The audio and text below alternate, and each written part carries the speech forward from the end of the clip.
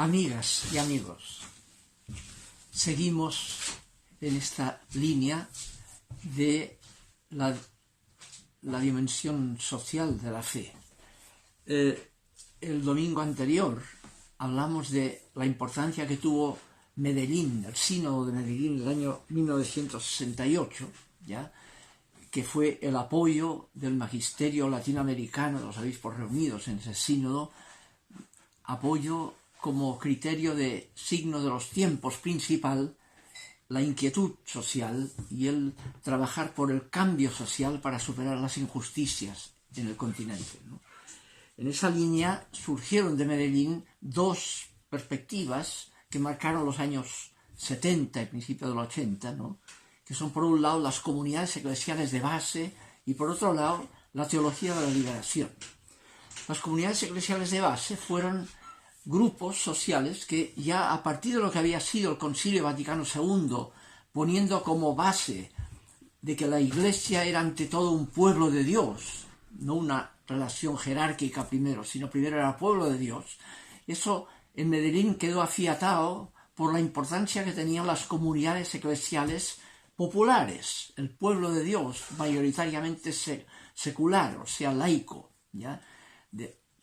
Alimentado y ayudado también por religiosas, sacerdotes e incluso obispos, pero el descubrimiento o redescubrimiento de ese pueblo de Dios, ¿ya? Y la conciencia nueva que tomaron estas comunidades de ser activos y que por otro lado, si el signo principal de los tiempos en América Latina era la inquietud social, esas comunidades de base se sentían comprometidas a participar en ese cambio social requerido por el Espíritu de Dios, ¿no?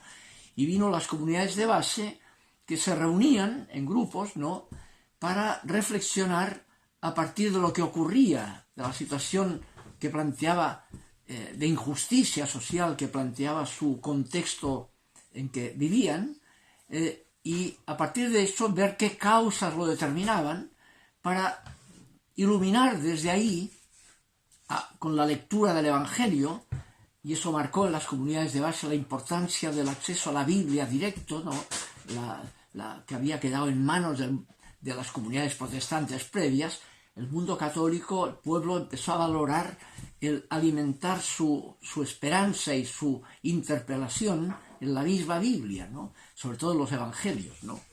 Surgió ahí esa instancia del juzgar a partir del Evangelio la situación social que habían visto, el ver y el juzgar, para de ahí tener mayor motivación para actuar en la línea de lo que, discernido desde el Evangelio, veían que tenían que hacer para cambiar la situación social injusta en que estaban involucrados, ¿no? Eso marcó la importancia de las comunidades de base, incluso a nivel político. En Brasil hubo más de 300.000 comunidades de base que fueron muy importantes en las consecuencias políticas que fueron produciéndose allá, ¿no? Ese era el primer tema. El segundo aspecto era la teología de la liberación. Hubo teólogos en el continente que, a partir de el carácter de signo de los tiempos de la inquietud social, vieron la importancia que tenía de profundizar teológicamente en lo que eso implicaba, una teología de los signos de los tiempos, ¿ya? Si el Espíritu quería el cambio, había que ver con más profundidad cuáles eran las causas que producían el statu quo que rechazaba el Espíritu y por eso suscitaba inquietud hacia el cambio, ¿no? Y por qué camino había que actuar a la luz de lo que era la figura de Jesús, digamos, por la cual lo condenaron a muerte, ¿no? Pero que Dios lo resucitó dándole la razón en aquello por lo cual lo habían condenado a muerte. Eso daba la capacidad martirial que tenía esta teología de los signos de los tiempos, la capacidad de enfrentar incluso con el martirio, y hubo mucha situación de martirio, con la persecución, esa decisión de actuar en la línea del cambio del sistema social, ¿no? En América Latina hubo en esa línea el primer teólogo, el mismo año 1970, publicó su obra Gustavo Gutiérrez, que se llamó La Teología de la Liberación, Perspectivas, ¿no?, que marcaba esa línea de reflexión. Después de ahí vino una obra que aquí en Chile fue importante, fue la de Ronaldo Muñoz, ¿no?, La nueva conciencia de la Iglesia en América Latina, ¿no?, acentuando lo que implicaba esa nueva conciencia que marcaba la llamada a luchar por el cambio social, ¿no?, esa temática, ¿no? Ahora, en ese mismo año 1973, en que Ronaldo Muñoz publicó en Chile la obra que él había escrito y que había sido su tesis doctoral como teólogo, ¿no?, el año 73 fue el año del golpe de Estado aquí en Chile, ¿no?, que empezó la tremenda represión, ¿ya?, contra todo lo que había sido esa euforia, digamos, de las comunidades de base y de teólogos que alimentaban, incluso clero y religiosos y obispos que en la línea de Medellín trabajaban para motivar en esa línea, ¿no? Y ahí, los mismos años 70 empezó, ya primero fue el año 71 en Bolivia, el golpe de Estado, el año 73 fue en Uruguay y también en Chile, ¿no? Después vino el 75, el Tacnazo en Lima, en Perú, y el 76 en Argentina. Fue un año tremendo en que hubo todo un movimiento militar o cívico-militar en el continente para tirar para atrás esa euforia hacia el cambio social que había surgido en la Iglesia, incluso a partir del Sínodo de Medellín del año 68. Hubo una profunda represión y persecución de todo eso, en que cayeron todos los que luchaban en esa línea, cristianos, y también obviamente los que luchaban con otra perspectiva ideológica, como era el marxismo y el comunismo, comunista y marxista, que a veces se encontraban con la misma perspectiva, solo que ahí tuvo que venir la reflexión teológica de cuál es la diferencia de esa lucha por la justicia social por parte de conciencias cristianas y por parte de conciencia marxista. Había diálogo, como lo había habido en Europa, diálogo entre cristianismo y marxismo, ¿no?, que es lo que los diferenciaba, ¿ya? En esa perspectiva, el año 79, los obispos de América Latina tuvieron todavía la fuerza para retomar la línea de Medellín, y es ahí donde surgió, se juntaron a los 10 años ampliados de Medellín, el año 1979, 11 años después, se juntaron ahora en Puebla, fue el Sínodo de Puebla. Y en ese sínodo es importante los aspectos que retomaron de Medellín y lo profundizaron incluso. En primer lugar, un primer aspecto era la crítica fuerte al modelo capitalista neoliberal, que ya Medellín lo había tomado, pero lo había tomado a partir de la Populorum Progressio de Pablo VI, cuando dice ahí que es un nefasto sistema, ya, este liberal capitalista. Lo retomará más tarde el Papa Juan Pablo II en la Sollicitudo Rei Socialis, lo llamará que es un sistema que produce mecanismos perversos, o sea, la forma nefasto sistema, mecanismos perversos. ¿Por qué? Porque produce, como dirá Juan Pablo II, ricos cada vez más ricos a costa de pobres cada vez más pobres. Un tema muy fuerte que retomará Puebla. En el número 47 de Puebla dirá, por ejemplo, lo siguiente: la economía de mercado libre, en su expresión más rígida, aún vigente como sistema en nuestro continente y legitimada por ideologías liberales, ha acrecentado la distancia entre ricos y pobres por anteponer el capital al trabajo, lo económico a lo social. Grupos minoritarios nacionales, asociados a veces con intereses foráneos, se han aprovechado de las oportunidades que le abren estas viejas formas de libre mercado para medrar en su provecho y a expensas de los intereses de los sectores populares mayoritarios. Número 47 de Puebla, notable, ¿no? En esa misma línea, Puebla retomará también el concepto de pecado social que tenía ya Medellín. Y así en el número 487 dirá lo siguiente, ¿no? Los pastores de América Latina tenemos razones gravísimas para urgir la evangelización liberadora, no solo porque es necesario recordar el pecado individual y social, sino también porque de Medellín para acá la situación se ha agravado en la mayoría de nuestros países. Se ha agravado la situación de injusticia social, ¿ya? Y hay vinculado a eso un aspecto importante en la base que marcaba los criterios de la represión contra todo eso que estaba en la base de todos los golpes de Estado en estos países en los años 70 y sobre todo en nuestro país, en Chile, con mucha fuerza, también en otros, ¿no? Era la famosa doctrina de la seguridad nacional como criterio justificador de esa represión tremenda, ¿no? Y ahí es cuando en el número 547 Puebla dirá en forma notable, criticando fuertemente esa doctrina responsable de barbaridades enormes y de profundas contradicciones con todos los derechos humanos, dirá el número 547, en los últimos años se afianza en nuestro continente la llamada doctrina de la seguridad nacional, que es de hecho más una ideología que una doctrina. Está vinculada a un determinado modelo económico-político de características elitistas y verticalistas, que suprime la participación amplia del pueblo en las decisiones políticas. Pretende incluso justificarse en ciertos países de América Latina como doctrina defensora de la civilización occidental cristiana. Desarrolla un sistema represivo en concordancia con su concepto de guerra permanente y en algunos casos expresa una clara intencionalidad de protagonismo geopolítico. Un tema fuerte, digamos, de crítica a el sustento ideológico que pretendía en forma maquiavélica total, ¿no?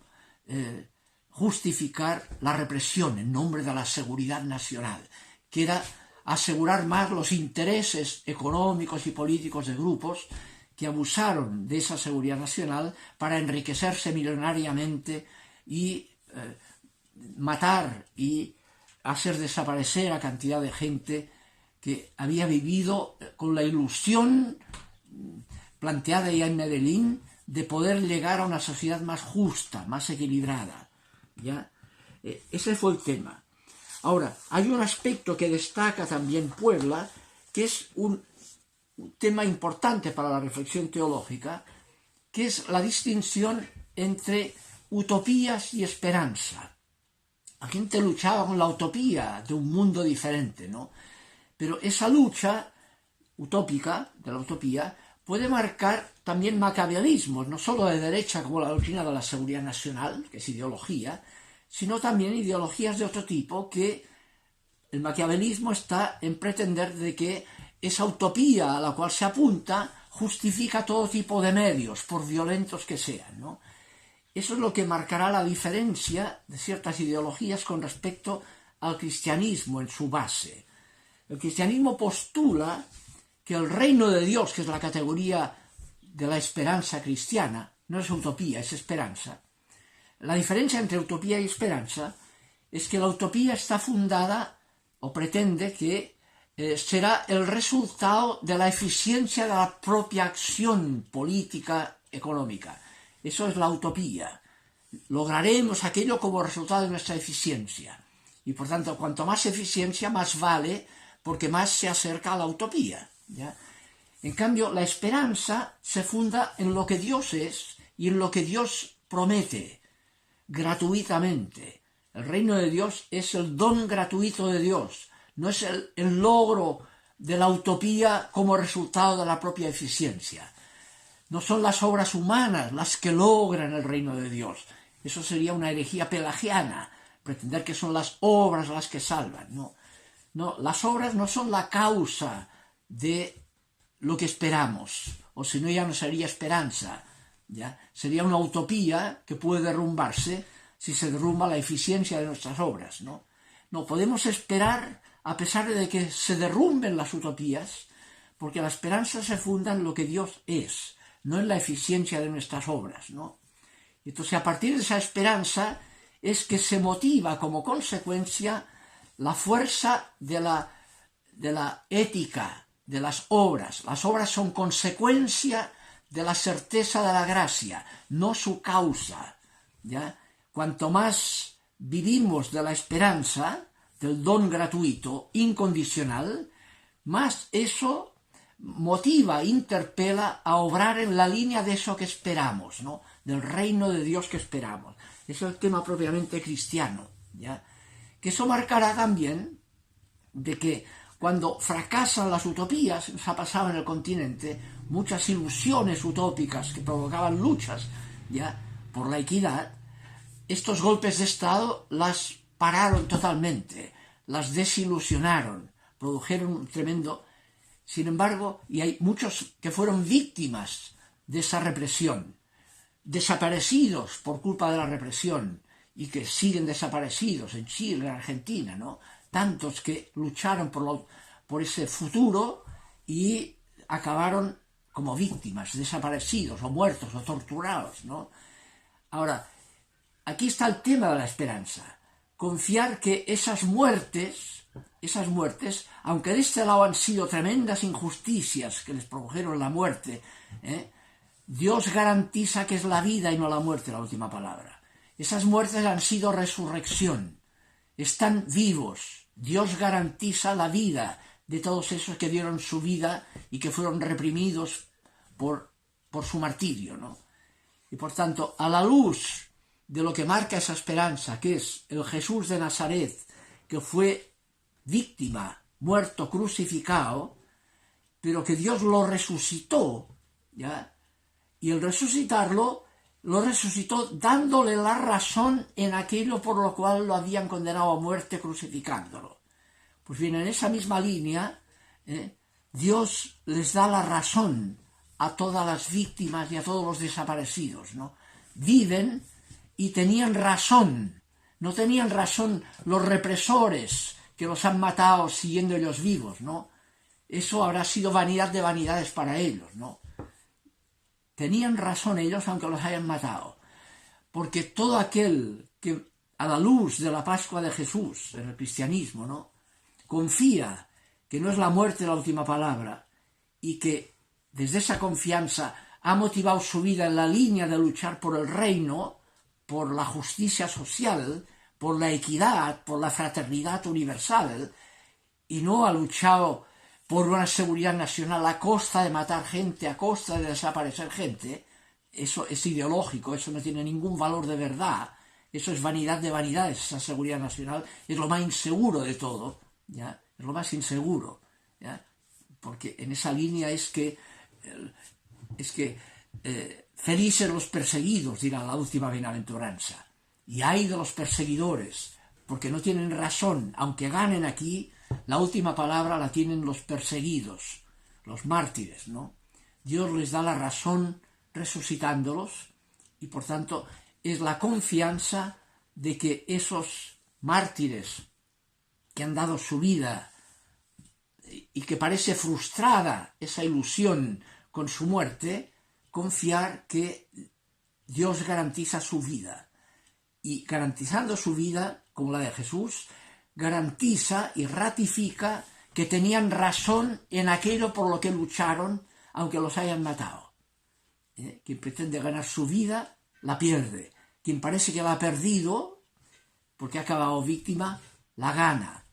Y se convierte en el testimonio martirial de que sigue siendo válido el sueño que apoyó Medellín de buscar y luchar por una justicia social, por un cambio de estructuras que no sea de ricos cada vez más ricos a costa de pobres, ¿ya?, más pobres, ¿no?, sino que sea para una fraternidad, para que quede claro que todos somos hermanos iguales, hijos del mismo Padre, ¿ya?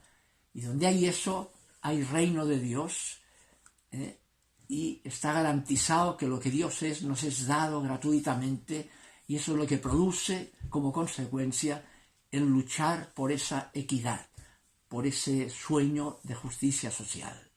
Ese es el tema importante que está en juego.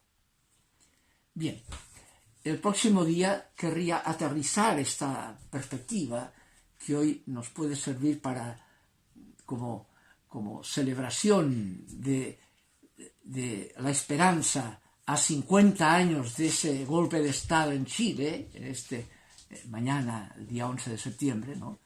A esos 50 años del golpe de Estado, ojalá esta reflexión nos sirva para mantener la esperanza y para mantener la solidaridad con las víctimas y desaparecidos como consecuencia de ese golpe de Estado, ¿ya?